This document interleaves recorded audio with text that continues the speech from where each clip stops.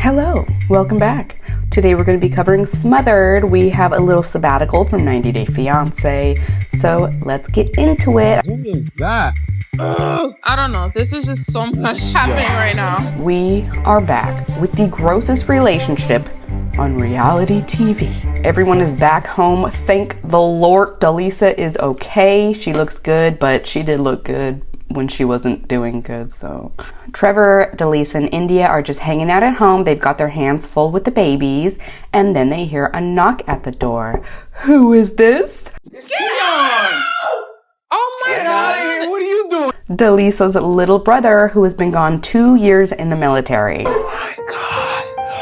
Hi, Mom. Look at him. India is beside herself. Look at her looking at her son. That is her little prince. Did you really cry when he came through the door? I did. You cried? I did. Really? I really did. You know? He's jealous. And look at Trevor. He is mortified that his mother-in-law has goo-goo eyes over someone else. It was good seeing Keon, but it was kind of bad timing because Trevor had this dinner for me. Bad timing? Your son came back alive to visit with his sister, who everyone thought was gonna die a couple days ago. It's bad timing? It seemed really important to Trevor that it was just me, him tonight. So I just told myself, we can hang out later. Alert, alert, alert. This is a public service announcement. India is the worst mother. So Delisa suggests that he just go out to dinner with the two of them. I mean, why wouldn't he? I thought they would have included me since it's my first day back. Hello. And Trevor's like, oh no, I already made a reservation for 2 people. I'm not just gonna call the restaurant back and change it. Your brother-in-law to go with you? But I made the reservation for 2. Wow. I made the reservation for 2. Wow. I'm not gonna call and change it. Why? Is that too much of a burden on the restaurant? Oh, but wait. Trevor tells us that there is a reason he only wants it to be him and his mom. Apparently, this will be their last dinner date because Trevor is going to break the news to India that it's time for her to move out. Whew. I know it's time to have this conversation with her and let her know that it's time that she moves out. I'm just afraid that it'll cause me to lose my best friend. Oh my gosh. This is another public service announcement. Trevor is the worst husband.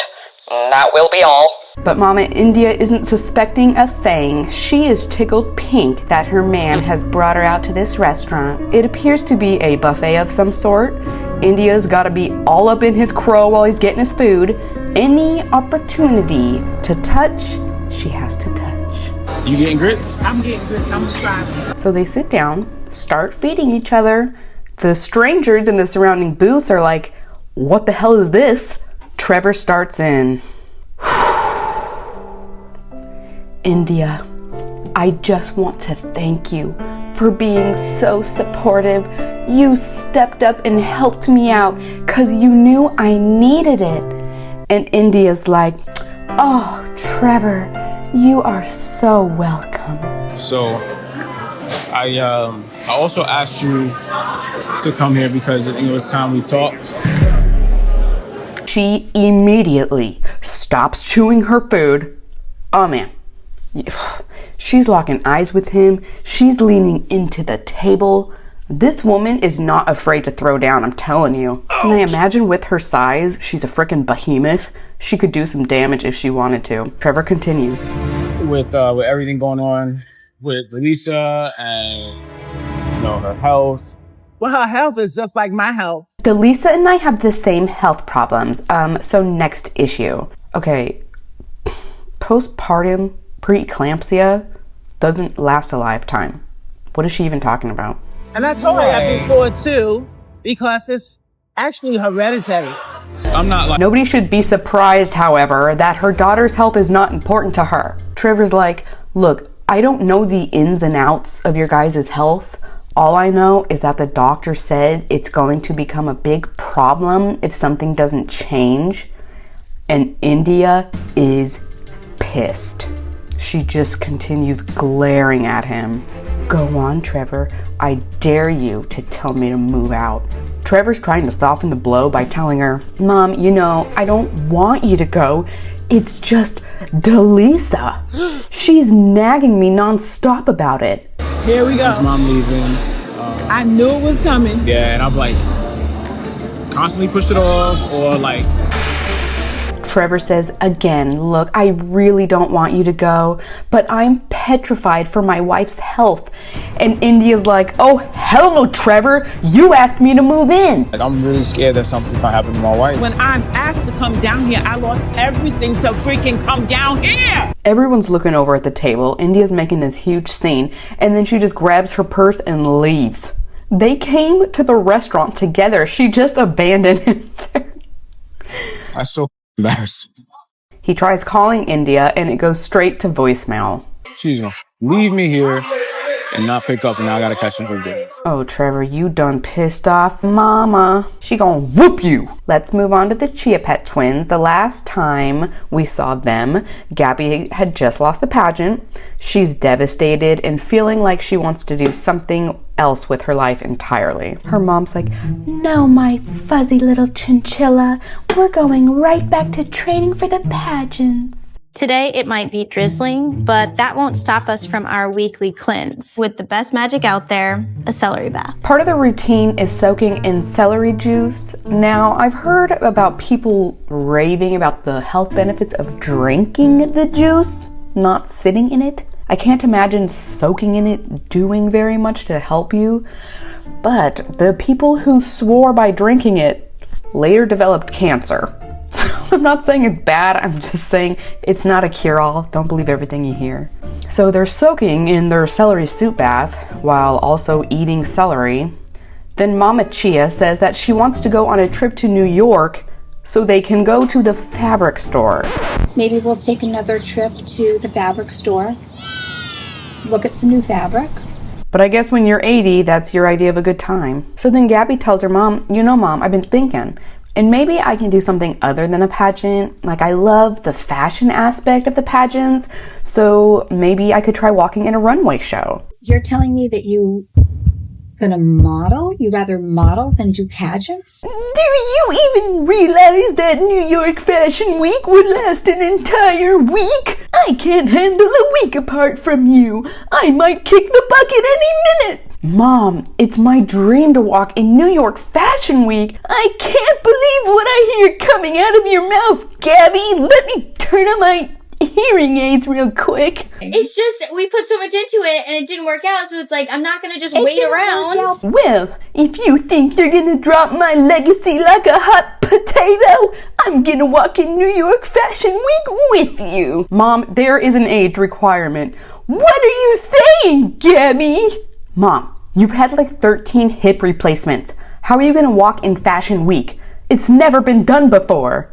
Ooh, that sounds like a challenge, little missy. I haven't backed down from a challenge since I entered this world in 1883. You guys noticed the baby pink front doors, right? So now Gabbie is looking at her mom like, holy crap, this woman really doesn't want me to live my own life, does she? Sweetheart, I need you to promise me that you aren't giving up on pageants, because my legacy is much more important than your independence. Are you kidding me? I can handle my own. When we go to New York City, I have to hold your hand across the street to make sure you're okay. And she's like, okay, Mom, yes, whatever you say. Her hair is so incredible. I want to know what products she is using. Gabbie, if you ever see this, please email me or message me on Instagram. I want to know how you tame your curls. They look beautiful. All right, so Gabbie takes her geriatric mother with her to the audition. And I know I make fun of them a lot, but I think Katherine is very beautiful. And for her age, she looks amazing. I told my husband I thought she had a better shape than her daughter. He disagreed. He thinks I have terrible taste in women. Okay, so these weirdos were actually very impressed with the two of them coming together. It's different and bold, and the modeling industry certainly loves things that are different and bold. Gabbie sees her competition and she's feeling really nervous. Now, intermission, I was a 90s kid. I grew up watching America's Next Top Model, and in those early seasons, all of the girls were like anorexic. It was less diverse. You know, now they have men and women, they have heavy, older, all of it. So the girls start walking, and the judges are like, okay, we can tell that you come from pageantry. Your posture is excellent, but you do need to work on your walk. It is different than the pageant walk. This is high fashion. And the mom was kind of making me laugh because when she would walk down and turn around and walk back, it was like she would not break eye contact with the judges as she was turning. You have to look like you're mad. Arms tucked, cross the feet over. They didn't even get an answer. They were told that more girls are coming in from out of country for audition, so I guess we're gonna hear back later. I think because of all of the diversity that has come in now, especially into the world of fashion and makeup, I think the mom has a better chance than her daughter of getting called back. Sorry, Gabbie, but you should have won that pageant. You were the belle of the ball, faux show. Let's move on to our beautiful Mother Mary and her narcoleptic daughter Brittany. It's the day of Brittany's surgery. She's already been to her consultation, and her mother is so sad that Brittany's natural little booty will soon be replaced with a synthetic badonkadonk. It's going to be the two of us, my mom and I. And I'm getting the butt lifts. These two aren't just mother and daughter, they are plastic surgery buddies. I had my eyes done when you had your tummy tuck done. And her mother had fat transfer to her face. Whoa, I've never seen after pictures of a fat transfer. I would be so scared. They're at the doctor's office and Brittany is so excited she's actually awake for this interview. And I can't wait for TJ to finally have the opportunity to smack my big peach ass. Oh, isn't that precious? Okay, let me say it again. This is the day of surgery. This is not a consultation. Prior to going into a plastic surgery procedure, depending on what it is, there are all these protocols you gotta do. Some doctors want you taking certain vitamins or medications or supplements, like weeks prior to going into the surgery. You have to buy leg compressors. She has her leg compressors on at the appointment. The one thing that gave me pause is she still has her earrings in, and that's a no-no. You can't have any jewelry, no perfume, no soap, no nothing. So anywho, she's in her gown, and the anesthesiologist walks in. It's pre-surgery powwow time, but guess what? He tells her because of her health, she can't have the surgery. Sometimes things happen on the day of surgery where we discover things. Mm-hmm. So today is one of those days where I've discovered a concern for your safety. I was like, what? You waited until after she did all of this prep? She is so excited. She's literally minutes before going back into surgery, and you tell her right there, and not only that, but she's already had major surgeries. So what is happening? Okay. So the clearing doctor that you had has described you as having severe systemic disease. Brittany's beside herself. I bet deep down her mom was probably pretty happy. But she goes up to bat for Brittany and she's like, hang on. Brittany has disease in her adrenal glands. What is this severe systemic disease that you're talking about, dude? So I can't have surgery. Not today. You explain this disease that she has? Brittany just looks at her mom like, this can't be happening right now. Do something. And her mom's like, oh, honey, I am so sorry.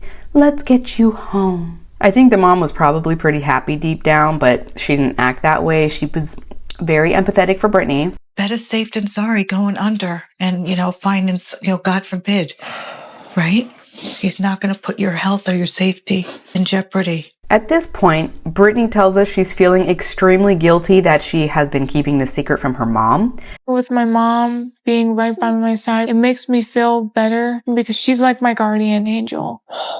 She can't take it anymore and she needs to come clean. Honestly, eating me alive, not telling her this. So I think it's time for me to tell my mom that we're engaged. All right. Let's talk about Christina and her mother, Kathy, aka Gene Simmons. I've hardly talked about these two for the most part because it seems like they have a fairly healthy relationship. I couldn't find too much to comment on, but then I realized that at her funeral party, she actually wants eulogies to be written. The main event is Christina reading her mother's eulogy. That's pretty sick, right? Nobody I'd rather plan my funeral with except Christina. No one I'd rather plan your death with than you. I have to give her credit because they are literally in a funeral home. This was not just like some random building that they rented out. She turned this funeral home into a pretty amazing party. When people arrive, they will walk through. Each section will be a different holiday. She's got her red casket with her amazing, beautiful, sexy legs hanging out of it. Oh, it's it is metal sparkly. flake. It's beautiful. Get it wrapped like how they wrap a car. I felt like the red would make my legs look better. And if you want to visit the casket, you must hopscotch your way up to the casket. And then we're told that this coffin is literally the one that she will be buried in. Where's the red casket from him? Oh, we had it made. If that's her casket, that's what she will be buried in. She's going out in style. I have to tell my mom everything I've ever wanted to tell her in a couple-minute speech. So everybody goes up to make the remarks on Gene Simmons. Gene Simmons. Everyone is treating this like a normal party. They're roasting her, they're telling funny stories. But Christina has written a real life eulogy and she says like she can't even read it by herself without crying. Thank God the Wicked Witch is dead.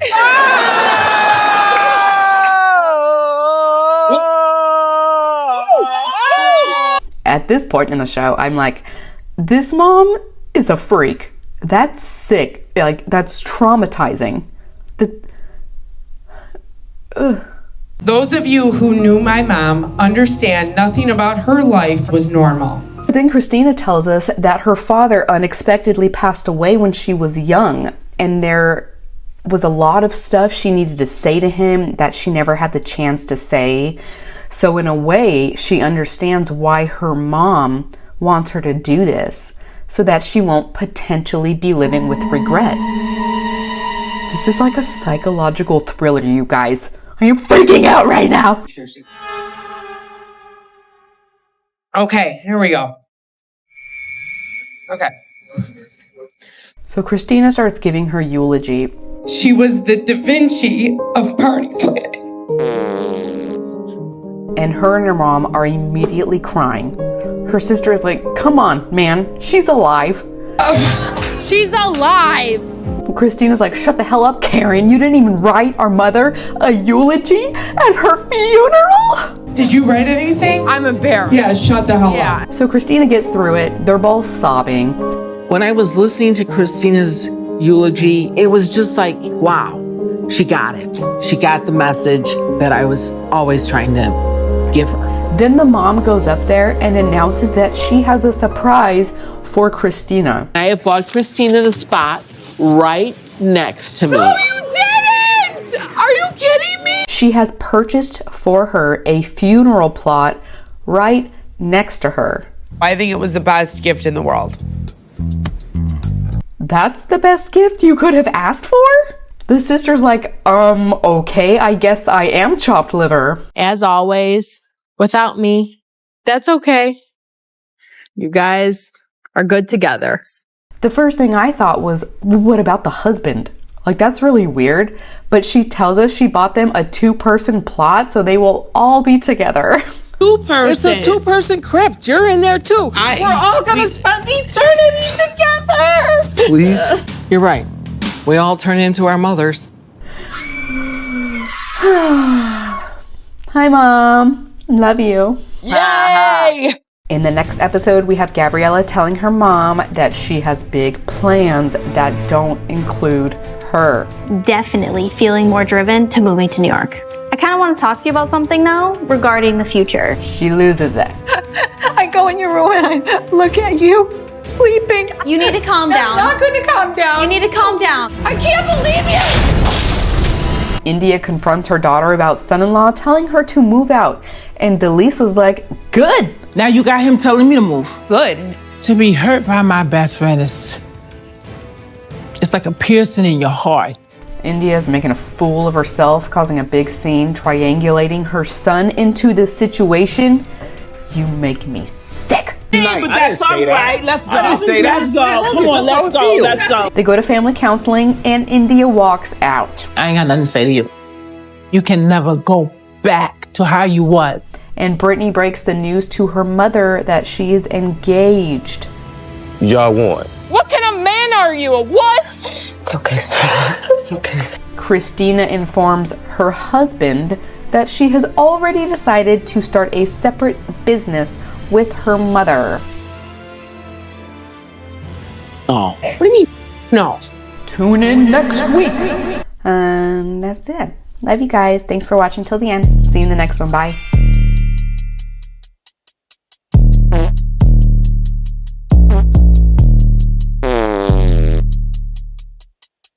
We all turn into our mothers. Bake that pie. Pull up, how about then I bake that pie.